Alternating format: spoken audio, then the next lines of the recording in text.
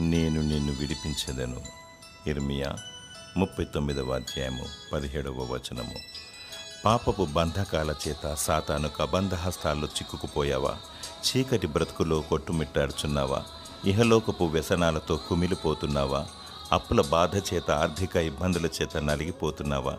ఎటుతోచని పరిస్థితిలో మనోవేదనతో ఓటమికి గురి అవుతున్నావా? అనారోగ్యముతో స్వస్థత లేక నిస్సహ స్థితిలో బాధపడుచున్నావా? రక్షణ నిరీక్షణ లేక శాంతి సమాధానము లేక నెమ్మది లేక నిర్జీవ స్థితిలో ఉన్నావా? అధైర్యపడకు. దేవుడు నమ్మదగినవాడు.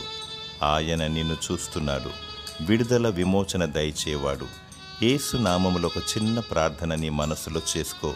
నీ ప్రార్థనను ఆలకించి నీకు జవాబిచ్చును. దేవుని స్తుతించు. దేవుడు నీకు నిత్య సంతోషము, సమాధానమును, విడుదల మరియు స్వస్థత దయచేయునుగాక. ఆమేన్.